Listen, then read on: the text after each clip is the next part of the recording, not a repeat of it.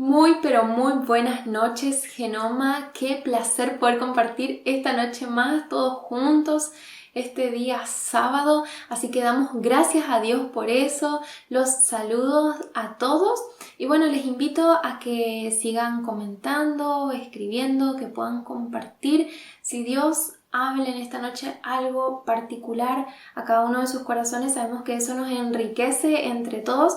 Así que bueno, creemos que el mensaje es el mismo, pero Dios habla de una manera muy especial a cada uno de nuestros corazones, así que les animo a eso. Y como habrán visto en el día de hoy, el título del mensaje es Sí quiero. Y en este tiempo pensaba en esa frase tan cortita que es sí quiero, o en algunos casos se dice sí acepto cuando las personas van a contraer matrimonio. Es una frase tan cortita pero con un significado tan profundo y que implica un pacto tan profundo que no solamente está basado en sentimientos, sino también en convicciones y en un amor profundo, en un amor que no solo espera recibir, sino también dar, y que acepta a la otra persona con debilidades, con fortalezas, y acepta también los momentos muy buenos que probablemente van a venir en la vida, pero también los momentos de mucha dificultad. Entonces pensaba en esa pequeña frase, pero que implica tanto en la vida de dos personas, por ejemplo, de un matrimonio que se forma. Pero así también pensaba en otros tipos de compromisos en los que entran las personas y que duran, que son compromisos a largo plazo y que también implican muchas cosas, implica esfuerzo, implica sacrificio, ya sea compromisos en el trabajo, etc. Y pensaba en que también esta frase la podemos usar cuando entramos en ese compromiso con Dios y decimos sí quiero, pero hay una palabra que lo condiciona todo y es pero. Sí quiero, pero. Quiero seguirte, quiero agradarte, pero siempre y cuando mis expectativas y mis condiciones se vayan cumpliendo en medio del proceso. Entonces nuestra obediencia está condicionada a esos peros. Nuestra obediencia que nace del amor, porque es lo único, o sea, la obediencia que nace de ese amor genuino y de ese deseo genuino de agradar a Dios es lo que se puede mantener en el tiempo. Pero pensaba en que esa palabrita pero condiciona tanto el resto de las cosas que Dios quiere hacer en nuestras vidas, y sabemos que los planes de Él son perfectos, que su voluntad es buena, es perfecta y agradable, y que no se compara a nada de lo que nosotros podamos pensar que es bueno, perfecto, agradable, porque sus caminos no son nuestros caminos y sus pensamientos no son nuestros pensamientos. Entonces pensaba que una palabrita tan pequeña también puede limitar tanto lo que Dios hace o no en medio de nuestras vidas.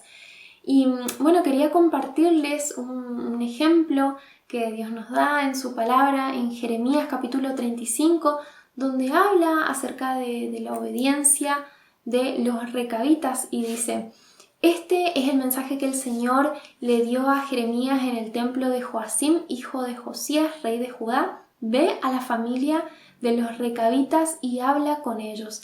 Tráelos a uno de los salones del templo del Señor y ofréceles vino. Entonces tomé a Jesanías, hijo de Jeremías y nieto de Abasinías, a sus hermanos, a sus hijos y a toda la familia de los recabitas, y los llevé al templo del Señor, al salón de los hijos de Hanán, hijo de Idalías, que era un hombre de Dios. El salón quedaba junto al cuarto de los príncipes, que estaban arriba del cuarto de Maseías, hijo de Salum, guardia del tesoro. Coloqué jarra llena de vinos y copas delante de los recabitas y les dije: beban el vino. Pero ellos dijeron: nosotros no bebemos vino, porque nuestro antepasado Jonadab, hijo de Recab, nos ordenó diciendo: Jamás beban vino ustedes ni sus descendientes, ni construyan casas, ni siembren semillas, ni cultiven campos de uvas. Vivan siempre en carpas para que puedan vivir mucho tiempo en la tierra donde son inmigrantes. Nosotros obedecemos todas las órdenes que nos dio nuestro antepasado Jonadab, hijo de Recab. Nunca en nuestra vida bebemos vino, ni nuestras esposas, ni nuestros hijos e hijas. Jamás hemos construido casas para habitarlas y no tenemos campos de uvas ni ninguna otra clase de cultivos. Vivimos en carpas y cumplimos obedientemente todo lo que nuestro antepasado Jonadab nos ordenó hacer. Pero cuando Nabucodonosor, rey de Babilonia, vino a luchar en contra de la tierra de Judá, nosotros dijimos: vamos, entremos a Jerusalén para escapar del ejército de los babilonios y del ejército de Siria, y nos quedamos a vivir en Jerusalén. Entonces el Señor le dio este mensaje a Jeremías: esto dice el Señor Todopoderoso, Dios de Israel: ve y diles a la gente de Judá y a todos los habitantes de Jerusalén: ¿no van a aprender esta lección y hacer caso de mis palabras? Dice el Señor. Los descendientes de Jonadab, hijo de Recab, han cumplido la orden que él les dio de no beber vino, y hasta el día de hoy ellos no beben vino porque obedecen a la orden de su antepasado. Sin embargo, yo les he hablado continuamente a ustedes y no me obedecen.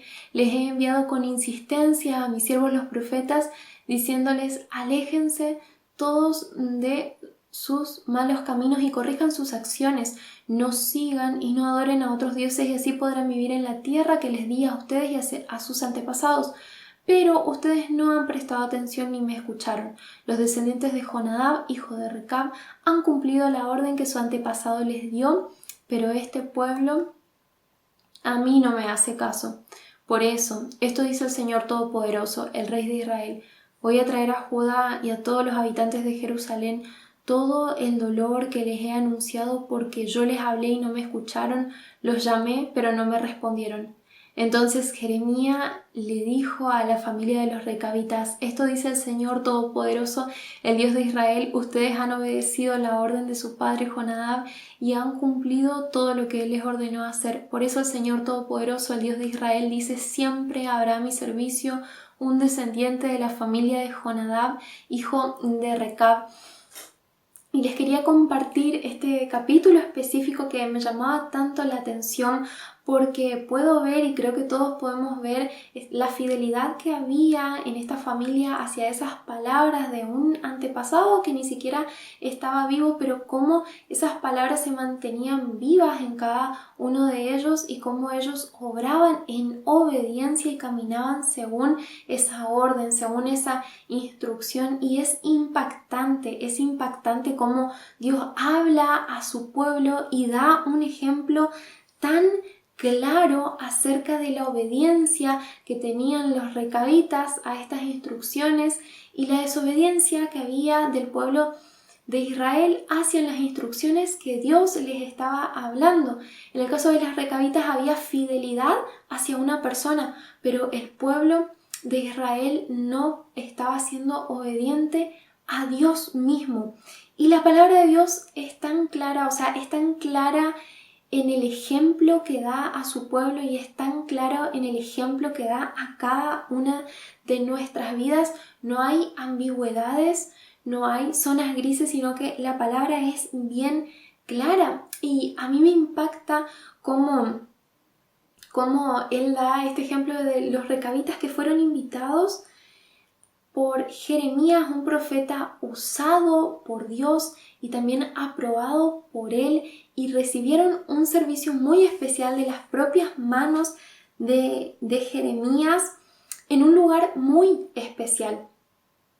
Dice la palabra que estábamos leyendo en el capítulo 35, dice que Jeremías le ofreció jarras llenas de vino y copas delante de ellos puso y les dijo: beban el vino.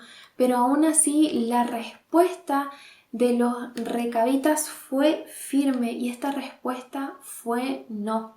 No traspasaron ese mandato que habían recibido. Pero frente al ejemplo de esta familia, si nosotros seguimos leyendo, me llamaba muchísimo la atención el ejemplo que nos da En Jeremías capítulo 36, el ejemplo que podemos encontrar ahí, donde Dios tiene una palabra muy específica y da esa palabra específica a través de Jeremías para el rey Joacim, para el rey de Judá.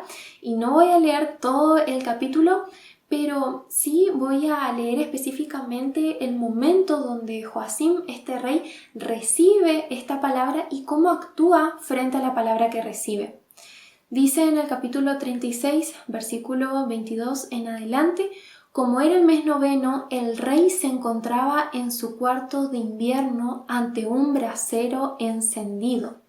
En cuanto Jehudí terminaba de leer 3 o 4 columnas, el rey las cortaba con un cuchillo y las echaba al fuego del brasero.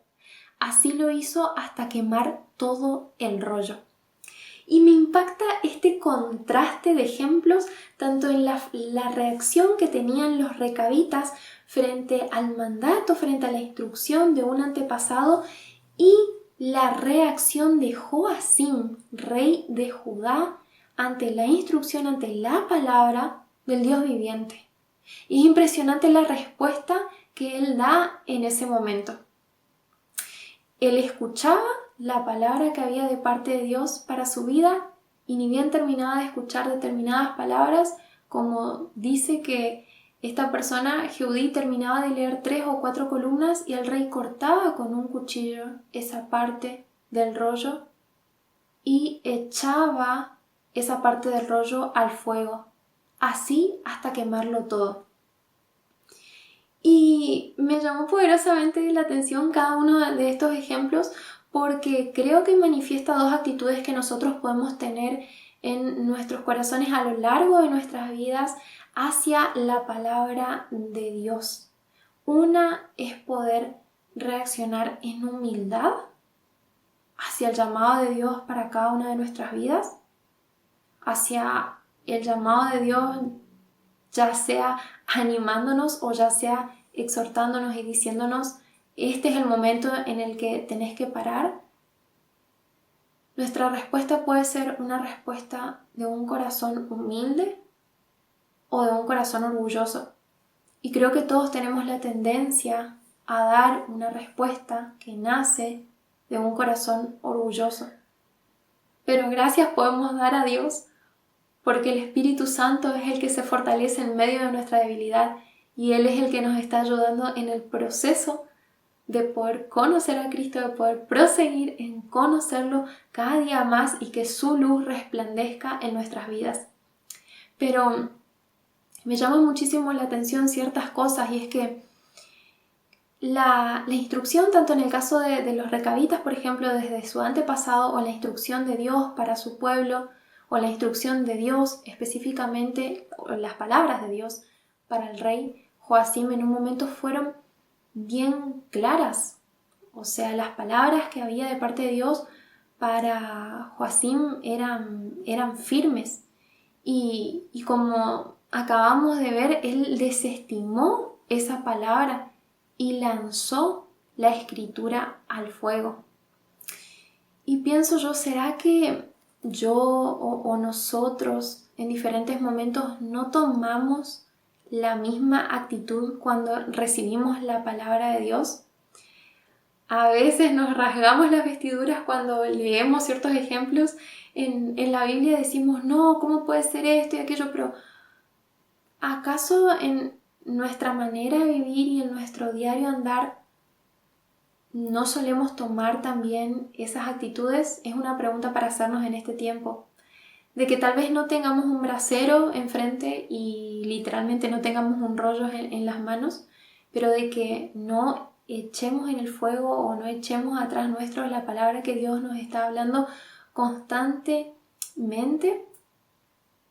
Y creo que es una pregunta válida porque aunque el fuego que había en el brasero consumió el material que contenía esas palabras para Joacim, la realidad no cambió.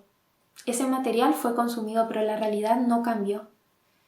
Y en Mateo capítulo 24, versículo 35 dice: el cielo y la tierra pasarán, pero mis palabras no pasarán. Y más allá de que nosotros muchas veces en nuestra mente pensemos o nos imaginemos o dejemos de atrás para no hacer caso a ciertas cosas que Dios nos está diciendo en este tiempo, que nosotros hagamos eso, no significa que la instrucción haya sido clara y que la palabra no siga vigente para cada una de nuestras vidas y que Dios no esté mirando cada una de nuestras actitudes. Muchas veces cuando nos preguntamos acerca de sí o no, acerca de un determinado asunto que nos ocupa en la vida, generalmente la instrucción de Dios o la dirección de Él es clara, pero en algunas ocasiones entra en conflicto con nuestros intereses particulares. Y el problema o el meollo de la cuestión es cuando en vez de reaccionar frente a eso que Dios nos está diciendo, a esa palabra que en definitiva va a traer vida para cada uno de nosotros, decidimos entregarnos al problema. Decidimos abandonarnos al problema cuando en realidad Dios nos está animando, así como al pueblo de Israel lo animó en un momento a aprender del ejemplo de otro. A nosotros también nos anima a aprender de todos estos ejemplos que podemos encontrar en la palabra y aún también de las personas que nos rodean. Dios nos anima a poder aprender de esos ejemplos y atender a su llamado continuo, a alejarnos de los malos caminos y corregir nuestras acciones, o sea, dos cosas, alejarnos y corregir, alejarnos de los malos caminos y corregir nuestras acciones. Y dice la palabra de Dios, les hablé y no me obedecieron, los llamé y no me respondieron. No hubo una respuesta. Y pienso qué serio que es en todo momento y también en estos tiempos abandonarnos a los problemas, porque eso dice varias cosas. Primero hablábamos entonces que la dirección es clara. Las consecuencias acerca de las decisiones que tomemos con respecto a esa instrucción también son claras. Y muchas veces, más allá de esto, manifestamos la soberbia de nuestro pensamiento al entregarnos a los problemas porque decimos, si yo puedo, al contrario, decimos, si yo no puedo, Dios tampoco puede. Eso es lo que manifestamos nosotros cuando nos entregamos a los problemas. Manifestamos esa soberbia que hay en nuestro corazón, que en vez de traer solución a los problemas, que en vez de traer una salida de vida, nos lleva por un camino de muerte. ¿Por qué? Porque al tomar ese tipo de decisión estamos errando al blanco. Estamos traspasando ese límite establecido por Dios para cada una de nuestras vidas. En definitiva, eso es el pecado, es errar al blanco y es traspasar ese límite que Dios puso para nuestro cuidado. Y en ese momento es cuando los problemas toman mayor dimensión de lo que nosotros hayamos esperado. ¿Por qué?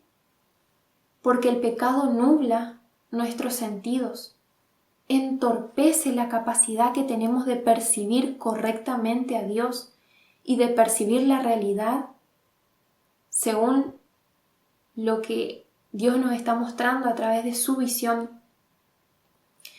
Entonces, en Hechos, capítulo 28, versículo 27, vemos que la palabra dice, tienen el corazón endurecido, tapados están sus oídos y cubiertos sus ojos. Por eso no pueden entender, ni ver, ni escuchar. No quieren volverse a mí, ni quieren que yo los sane.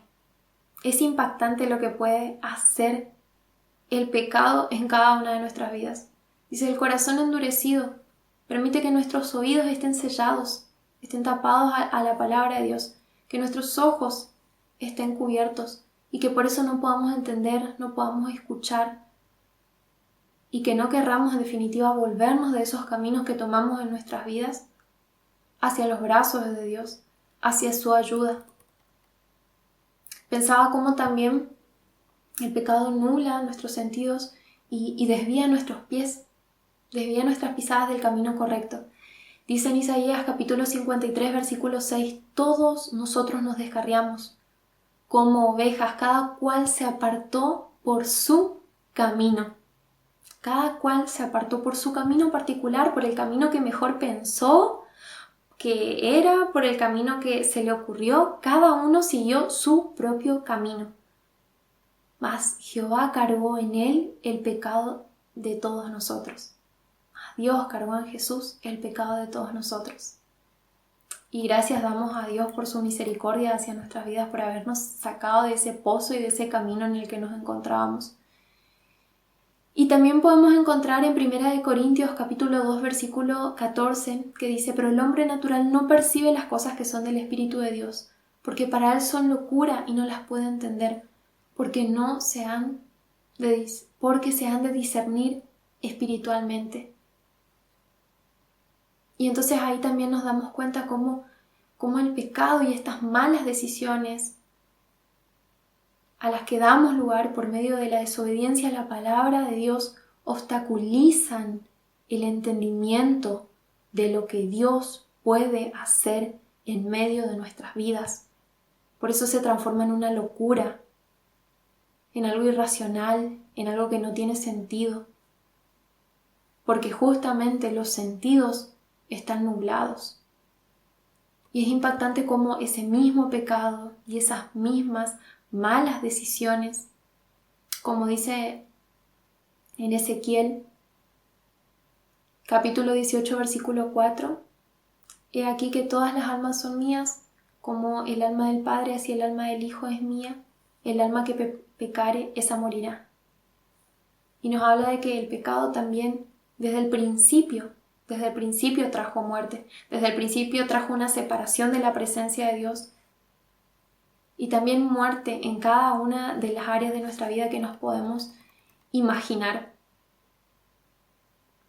Y me impacta pensar en todo esto porque también leía el Salmos capítulo 19, versículo 13, donde dice: libra además a tu siervo de pecar a sabiendas. No permitas que tales pecados me dominen, así estaré libre de culpa y de multiplicar mis pecados. Y cuando dice libra además a tu siervo de pecar a sabiendas, en otras versiones dice: líbrame de ser soberbio. Líbrame de ser soberbio. Y qué peligroso que es tener en estos tiempos una actitud de soberbia, aparentemente encubierta, con caretas, o sea, que manifiesten de que no, yo no puedo, o pobre de mí, tantas excusas que podemos poner, tantas excusas que yo puedo poner primeramente y tantas excusas que cada uno de nosotros podemos poner, pero que en realidad son soberbia encubierta, porque decimos: si yo no puedo solucionar mi problema, Dios tampoco, entonces me abandono a eso y simplemente dejo que las cosas sigan ocurriendo y simplemente dejo que cualquier viento me lleve de un lado para el otro como las ondas del mar, y no tomo decisiones y no me sujeto a la palabra de Dios y no busco en Él la respuesta. No busco en Él la respuesta, entendiendo que tampoco Él pone sobre nuestros hombros una carga mayor de la que podamos llevar. Al contrario, podemos descansar nuestras cargas en sus hombros y Él, que es fiel y justo, nos ayuda en medio de todo el proceso. Pensaba en lo que dice en Romanos, que dice: por tanto, ceñid los lomos de vuestro entendimiento, sed sobrios y esperad por completo en la gracia que se os traerá cuando Jesucristo sea manifiesto. Como hijos obedientes, no os conforméis a los deseos que antes teníais estando en vuestra ignorancia. Entonces acá nos habla de diferentes cosas. Dice: ceñid los lomos de vuestro entendimiento, sed sobrios y esperad por completo. Esperad por completo. ¿En qué? En la gracia. En esa gracia que suple todo para nuestras vidas, en esa gracia que nos cubre, en esa gracia que nos ayuda en medio de los momentos de debilidad, que podamos esperar en la gracia de Cristo para nuestra vida. Dice, como hijos obedientes, no se conformen a los deseos que antes que tenían estando en vuestra ignorancia. Y esa palabrita de estando en vuestra ignorancia me lleva al capítulo 2, versículo 12 de Efesios, que dice, en aquel tiempo estabais sin Cristo, alejados de la ciudadanía de Israel y ajenos a los pactos de las promesas, sin esperanza y sin Dios en el mundo. Hay muchos sin en este versículo. Dice, sin Cristo, alejados de la ciudadanía de Israel, ajenos a los pactos de las promesas, sin esperanza y sin Dios en el mundo. Pero ahora es diferente porque hay un Dios que nos llamó, dice, a ser santos en toda nuestra manera de vivir. Y ser santos, ¿qué es? Es ser consagrados, es ser apartados y es tomar decisiones a partir de ese lugar que Dios nos da. Y más adelante en el versículo 17 dice, y si invocáis por Padre a aquel que sin acepción de personas juzga según la obra de cada uno, conducíos en temor todo el tiempo de vuestra peregrinación. Conducíos en temor, en ese respeto reverente a la presencia de Dios. No dice un ratito, no dice un minuto, una hora, unos días, sino todo el tiempo de vuestra peregrinación en la tierra, todo el tiempo de este viaje que estamos transitando en la tierra hacia la eternidad, sabiendo que fuisteis rescatados de vuestra vana manera de vivir, la cual recibiste de vuestros padres, porque teníamos una herencia natural.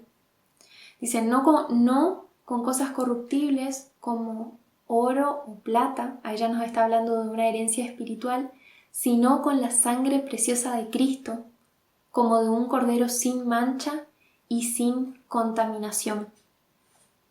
Entonces pensaba qué importante es tomar este desafío que Dios nos da a cada uno de nosotros de poder seguir en esta peregrinación que tenemos en la tierra, de seguir sus instrucciones, de seguir sus mandatos sin poner peros y sin intentar encasillar a Dios dentro de lo que es nuestro pensamiento o dentro de lo que son nuestras expectativas o nuestros deseos y dejar que Él obre en nuestras vidas a su manera, pero aunque no entendamos, poder sujetarnos en este tiempo en obediencia a cada una de las cosas que nos está diciendo, porque como veíamos, la instrucción es clara, las consecuencias son claras, pero muchas veces cuando entran en conflicto con lo que nosotros queremos, ahí es donde solemos abandonarnos al problema y entrar en desobediencia. Y generalmente la obediencia comienza desde los más pequeños, desde los desafíos más pequeños, y va posicionando nuestro corazón en el lugar correcto para que podamos responder de la manera correcta a Dios a medida que vamos avanzando. Es un entrenamiento.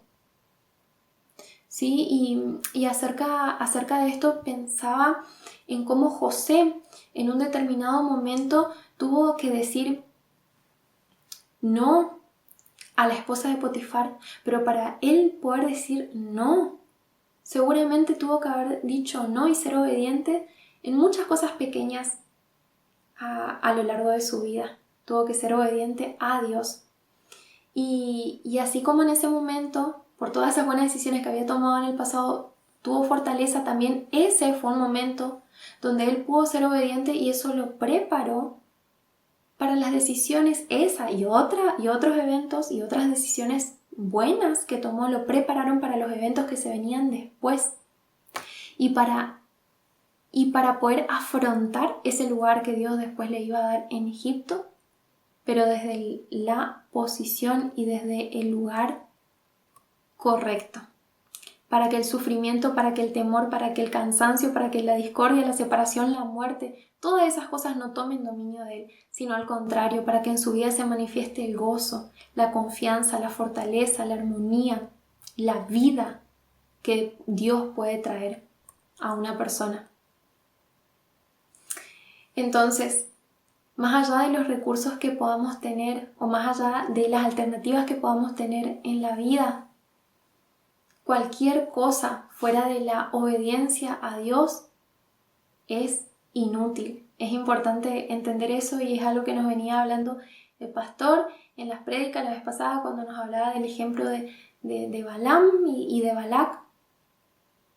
Él decía que eso podemos tener determinados recursos, pero si son los incorrectos no nos sirven de nada. En cambio, la obediencia a la palabra de Dios sí sirve de mucho. La obediencia empieza en las cosas pequeñas hacia las cosas más grandes. Y es importante entender que eso determina mucho. O sea, no podemos echar la culpa a otras personas, a nuestro entorno, de lo que nos está pasando a nosotros cuando muchas veces somos los responsables de cada una de las cosas que están sucediendo en nuestras vidas. Entonces, la pregunta es si acaso la falta de obediencia nos está manifestando que nosotros creemos que hay algo mejor que lo que Dios nos puede ofrecer a nosotros. Tal vez está ocurriendo eso. Tal vez por sacar los ojos del blanco nos perdemos de gozar el nuevo pacto en el que entramos con Dios al decir sí quiero o al decir ese sí acepto. Y si bien Él no cambia sus promesas, pero sí sabemos que esas promesas se pueden anular, o sea, en su cumplimiento, cuando nosotros caminamos en nuestros propios principios y no en sus principios. Qué importante que es entender que la misma fe por la que vino la salvación a nuestra vida también es la fe que tiene que estar acompañada de obediencia en este tiempo. En cada una de las áreas de nuestra vida. En cada una de las áreas de nuestra vida, ya sea en relaciones interpersonales, ya sea en los estudios, ya sea en el trabajo, ya sea en el ministerio, en diferentes lugares. Y tal vez esa obediencia se vea de diferentes maneras, tan diversas como diversos y diferentes somos nosotros. Pero estemos atentos y pidámosle al Espíritu Santo la sabiduría para poder obedecer con gratitud en nuestro corazón, haciéndolo con amor y queriendo agradar a Él y a su corazón en todo momento, sabiendo que fiel es el que hizo la promesa, que fiel es el que nos sostiene, que Él no cambia. Si hay algo que aparentemente a nosotros parece que nos cambia acerca de lo que conocemos de Él, es porque conocemos más de Él, pero Él no cambia, Él siempre fue así, nada más que a nosotros se nos va abriendo los ojos, se van corriendo la venda de nuestros ojos y podemos ver más. Así que les animo en este tiempo a poder seguir por el camino de la obediencia, a no desanimarse, a no tirar la toalla, sino a seguir caminando firmemente de la mano del Espíritu Santo, que en medio de nuestra debilidad es donde Él se glorifica, donde nosotros no podemos, es donde Él se lleva el reconocimiento de algo que para nosotros es totalmente imposible. Así que te animo a tomar la decisión de obedecer a Dios, entendiendo que fiel es el que lo prometió. Así que bueno, les mando un fuerte abrazo a cada uno de ustedes. Esta era la palabra, espero que sea de bendición para cada una de sus vidas y les invito a que se queden en el after porque esto continúa con mucho más. Les mando un fuerte abrazo y muchas bendiciones.